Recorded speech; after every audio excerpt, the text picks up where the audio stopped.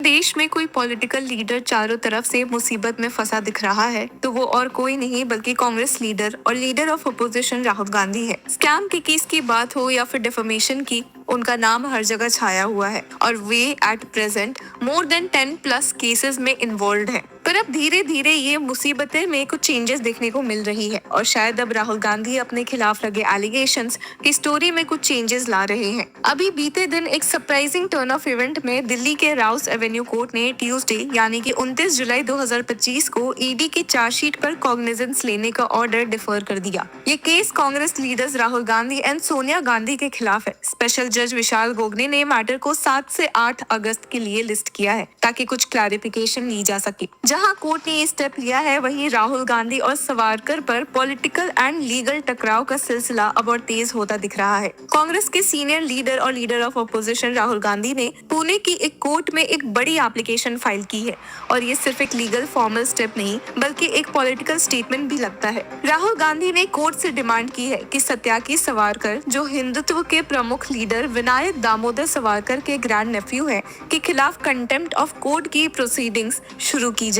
जी हाँ, आपने सही सुना। तो सवाल ये है, राहुल गांधी ने ये कदम आखिर क्यों उठाया? इसके पीछे के लीगल एंड पॉलिटिकल एंगल्स क्या है? चलिए स्टेप बाय स्टेप समझते हैं। अब सबसे पहले कंटेक्स्ट, सत्याकी सावरकर ने राहुल गांधी के खिलाफ एक क्रिमिनल डिफेमेशन केस फाइल किया था। इल्जाम ये था कि राहुल गांधी ने एक पब्लिक स्पीच के दौरान विनायक दामोदर सावरकर के खिलाफ डेरोगेटरी रिमार्क्स दी। ये स्पीच रिपोर्टेडली लंदन में दी गई थी। कंप्लेन के साथ सत्याकी ने एक सीडी और ट्रांसक्रिप्ट सबमिट किया था जिसमें राहुल की स्पीच का रिकॉर्ड था। ये दोनों ही चीजें केस का बेस बन गई। लेकिन अब राहुल के लॉयर्स का कहना है कि जो सीडी कोर्ट में सबमिट हुई थी वो असली नहीं थी और यहीं से असली लड़ाई शुरू हो गई। राहुल गांधी के एडवोकेट मिलिंद दत्तात्रेय पवार ने कोर्ट में आर्ग्यू किया कि कंप्लेनेंट सत्याकी सावरकर बार बार कोर्ट के ऑर्डर्स का वायलेशन कर रहे हैं। कोर्ट ने पहले ही डायरेक्ट किया था कि original CD and certified transcript submit करो, लेकिन अब तक ये नहीं हुआ। जो सबमिट किया गया वो एक पेन ड्राइव है जो रिपोर्टेडली करप्टेड है और किसी भी डिवाइस पर चलती ही नहीं। गांधी के लीगल टीम का कहना है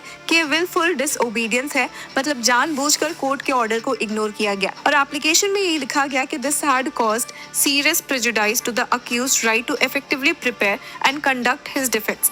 अब राहुल गांधी के लॉयर्स कह रहे हैं कि the complainant's conduct obstructs the judicial process and amounts to contempt of court. इसी वजह से राहुल की तरफ से contempt of court की एप्लीकेशन फाइल की गई है। राहुल गांधी ने अपनी एप्लीकेशन में सिर्फ टेक्निकल कंप्लायंस की बात नहीं की बल्कि इस केस के पॉलिटिकल मोटिव पर भी सवाल उठाए। उन्होंने कोर्ट को बताया कि defamation case politically motivated and orchestrated campaign का हिस्सा है। राहुल गांधी ने ये भी कहा कि आरएसएस और हिंदुत्व से जुड़ी आइडियोलॉजीज वाले लोग जुडिशियल प्रोसेस का मिसयूज करके उनके खिलाफ false and frivolous cases file कर रहे हैं। अब एप्लीकेशन में ये लाइन लिखी गई, it is not the pursuit of justice but a deliberate attempt to harass and distract the accused from his public duties. Rahul Gandhi के लॉयर्स ने ये भी हाईलाइट किया कि रूलिंग पार्टी के कई लीडर्स ने कांग्रेस के पुराने प्राइम मिनिस्टर्स जैसे नेहरू, इंदिरा गांधी, राजीव गांधी, मनमोहन सिंह और सोनिया गांधी पर डेरोगेटरी रिमार्क्स दिए हैं, लेकिन कांग्रेस ने कभी रिटेलिएशन में क्रिमिनल कंप्लेंट्स फाइल नहीं की। ये भी लिखा गया कि Rahul Gandhi has consistently demonstrated respect for the judiciary and the constitution and that respect is being exploited by his ideological opponents. In short, Rahul Gandhi का स्टैंड ये है कि वो जुडिशरी एंड कॉन्स्टिट्यूशन का रिस्पेक्ट करते हैं, लेकिन उनका ये रिस्पेक्ट उनके पॉलिटिकल अपोनेंट्स उनके खिलाफ यूज कर रहे हैं। अब राहुल गांधी ने अपनी एप्लीकेशन में एक और कंट्रोवर्शियल बात दोबारा रिपीट की। उन्होंने ये पॉइंट उठाया कि सत्याकी सावरकर गोपाल गोडसे के ग्रैंडसन है। गोपाल गोडसे वही व्यक्ति था जो नाथुराम गोडसे के साथ महात्मा गांधी के असैसिनेशन केस में कन्विक्ट हुए थे। अब इस रेफरेंस को लेकर पॉलिटिकल टेम्परेचर और भी गर्म हो गया है। जब राहुल की तरफ से ये एप्लीकेशन फाइल हुई, सत्याकी सावरकर के एडवोकेट संग्राम कोल्हाटकर ने भी तुरंत जवाब दिया। उन्होंने कोर्ट में कहा कि राहुल गांधी डिलिबरेटली सब्जेक्ट को डाइवर्ट कर रहे हैं। नाथुराम गोडसे या गोपाल गोडसे का रेफरेंस यहाँ लाना इररिलेवेंट है और इसका मकसद सिर्फ ट्रायल को डिले करना और अकाउंटेबिलिटी से बचना है। एडवोकेट कोल्हाटकर ने कहा कि by invoking the name of Nathuram Godse and introducing unrelated narratives, the accused is attempting to mislead proceedings, prolong the trial, and evade accountability for the defamatory statements that are the core of this case. अब ये matter special MP MLA first class court Pune में चल रहा है, जहां special जज अमोल शिंदे सुनवाई कर रहे हैं। कोर्ट ने राहुल के कंटेम्प्ट एप्लीकेशन को ऑन रिकॉर्ड ले लिया है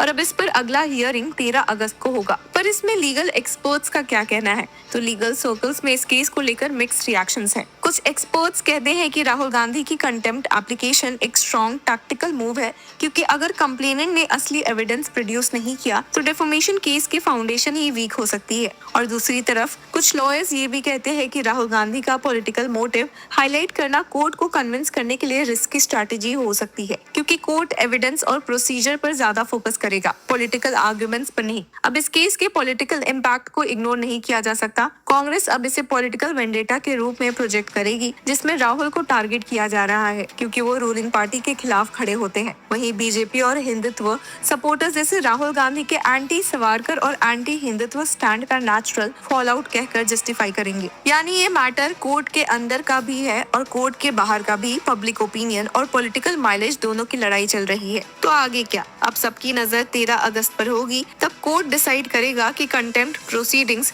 शुरू करनी है या नहीं। अगर कोर्ट ने कंटेम्प्ट के लिए नोटिस इशू किया तो ये केस एक नई लीगल डायरेक्शन के लिए जा सकता है, लेकिन अगर कोर्ट ने इसे रिजेक्ट किया तो ट्रायल अपने नॉर्मल कोर्स में आगे बढ़ेगा। अब राहुल गांधी के लिए ये सिर्फ एक लीगल बैटल नहीं है, ये एक पॉलिटिकल पोजीशनिंग का भी सवाल है। तो क्या ये केस सिर्फ एक डिफेमेशन ट्रायल है या इसके पीछे पॉलिटिक्स और आइडियोलॉजी की बड़ी लड़ाई छुपी है? ये सवाल अभी खुला है और जवाब शायद सिर्फ कोर्ट के फैसले से नहीं बल्कि इसके पॉलिटिकल आफ्टरमैथ से भी मिलेगा। तो व्यूअर्स, आपको क्या लगता है, राहुल गांधी का कंटेम्प्ट मूव एक स्ट्रॉन्ग लीगल स्ट्रैटेजी है या पॉलिटिकल ड्रामा? अब सबकी नजर 13 अगस्त पर होगी, जब पुणे कोर्ट डिसाइड करेगी कि राहुल गांधी की कंटेम्प्ट प्ली पर क्या एक्शन लेना है। ये केस सिर्फ एक डिफेमेशन ट्रायल नहीं बल्कि एक बड़ी पॉलिटिकल एंड आइडियोलॉजिकल टकराव का हिस्सा बन चुका है, जिसमें कोर्टरूम के साथ साथ पब्लिक ओपिनियंस का मैदान भी गर्म है। अपकमिंग हियरिंग्स ही डिसाइड करेगी कि ये केस किस डायरेक्शन में जाता है। तब तक स्पेकुलेशन, एलिगेशंस और पॉलिटिक्स का स्टॉर्म चलता रहेगा। तो व्यूअर्स, आपकी क्या राय है हमें कमेंट सेक्शन में जरूर बताएं और तब तक के लिए की फॉलोइंग लॉ चक्रा।